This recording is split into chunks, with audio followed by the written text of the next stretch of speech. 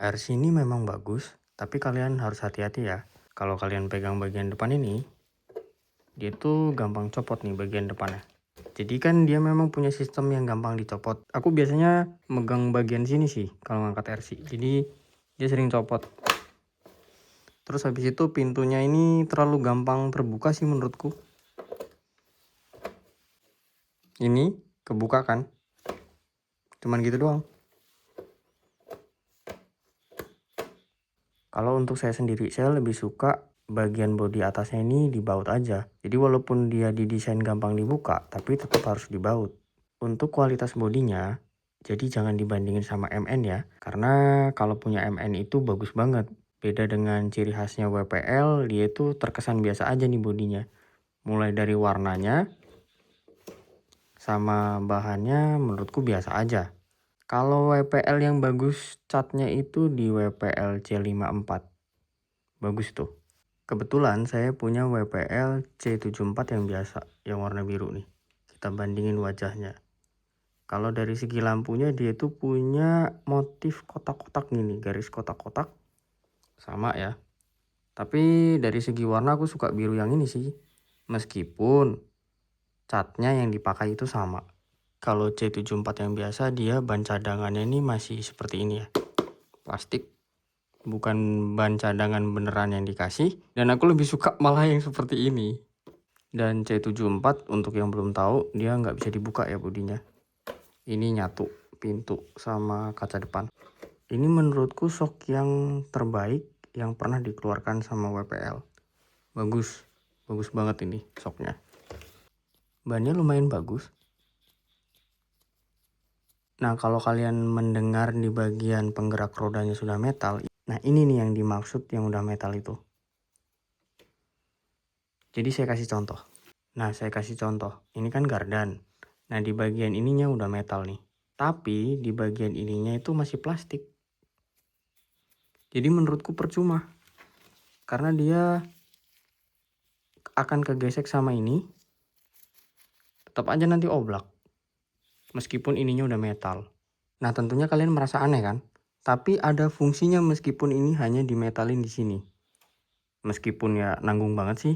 Kenapa nggak sekalian aja dimetalin semua gitu ya. Mungkin dia akan menambah harga sih.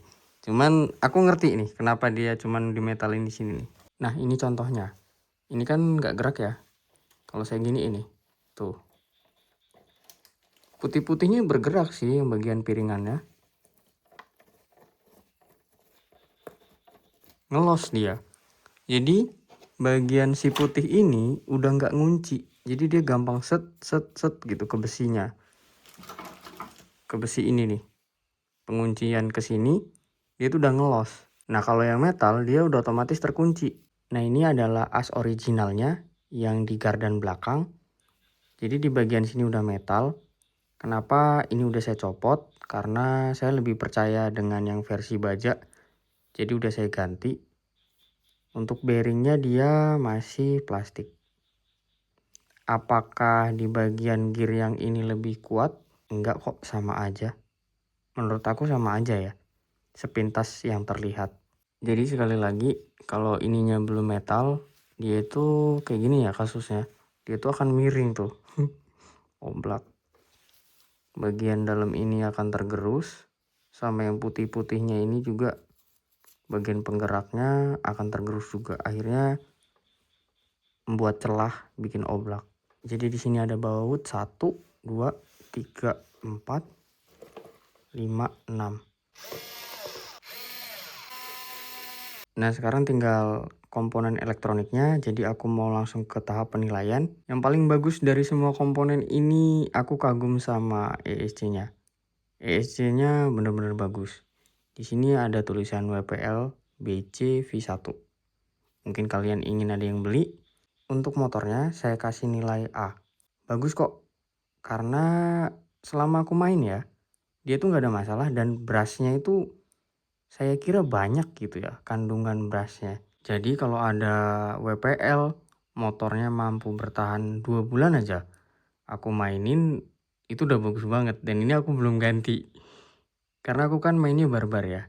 Motornya tipe 370, jadi ini udah paling kuat sih.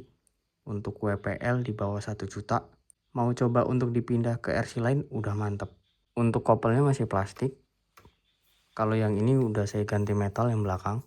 Nah kalau untuk gearbox, aku suka sama gearbox WPL. Karena dia itu propo dengan wheelbase yang segini dengan dimensi besarnya roda itu pas putarannya. Jadi aku kasih nilai B+. Jadi untuk pemula, kalau kalian sering mendengar kata wheelbase itu adalah panjang jarak antar roda depan dan belakang. Untuk bannya saya kasih nilai B+. Udah bagus kok bannya. Dan kalau kalian nanya ke saya untuk upgrade-annya MN168, ini bagus banget sih bannya. Tapi dia lebih gede sedikit ya. Kalau untuk dipasangin ke RC-nya agak nyangkut sedikit tapi masih bisa. Dia lebih lebar juga. Tapi untuk gaya bermain saya nggak suka. Karena aku butuh drama yang agak kepatar dikit. Jadi ini anti kepatar ya. Dia itu bener-bener napak. Kalau kalian suka, kalau kalian mabar terus cepet-cepetan lolos dari lumpur, pakai ini aja. Enak. Tapi dia agak berat kalau berair ya. Untuk shocknya saya kasih nilai A. Ya meskipun RC ini bisa dikatakan murah, tapi kalau dua komponen ini di bodi nggak terpenuhi menurutku agak kurang ya. Karena pertama bahannya kurang bagus menurutku, dan catnya. Mungkin kita akan lebih suka kalau catnya bagus, bahannya enggak, atau sebaliknya. Bahannya bagus tapi catnya enggak. Jadi bodi ini aku kasih nilai B. Untuk gardannya dia udah bagus kok. Ya ini bisa diganti ke WPL pada umumnya dan bentuknya juga sama, ukurannya juga sama. Jadi kalau untuk WPL kalian rusak gardannya gampang, cari aja WPL lain itu pas. Gardannya aku kasih nilai B+. Servonya saya kasih nilai A. Daya beloknya bagus. Nah sekarang kita masuk ke tahap akhir. Masalah-masalah apa sih kalau kalian beli RC ini yang bakal kalian hadapin? Pertama, pintunya ini agak gampang kebuka. Jadi usahakan ngangkatnya di belakang. Kalau di depan mungkin agak gampang kebuka ya. Masalah selanjutnya, kalian agak sulit mungkin untuk upgrade baterai karena baterai yang digunakan sekecil ini. Ini adalah baterai yang pada umumnya digunakan MN. Nah, ini yang dipakai WPL. Seukuran ini. Jadi, kalau kalian punya baterai MN yang segede ini dimasukin ke WPL ini, nggak masuk. Nggak bisa masuk dia. Jadi di akhir video ini buat adik-adik yang masih pelajar, yang masih belum bekerja, kalian mainnya hati-hati aja. Terus kalau posisinya lagi kencang jangan berbelok tiba-tiba karena itu bikin patah kopelnya. Seru-seruan aja, main aman. Karena kalau kalian mau ganti kopel metal juga butuh duit lagi. Jadi diawet-awetin aja mainnya dulu, dipuas-puasin dulu mainnya. Pokoknya jangan terprovokasi sama om-om yang di medsos. Karena mereka mainnya barbar dan mereka udah punya duit untuk ganti komponennya, ngupgrade. Kalian gak usah. Kalian puas-puasin dulu dengan seoriginal RC ini udah mantep.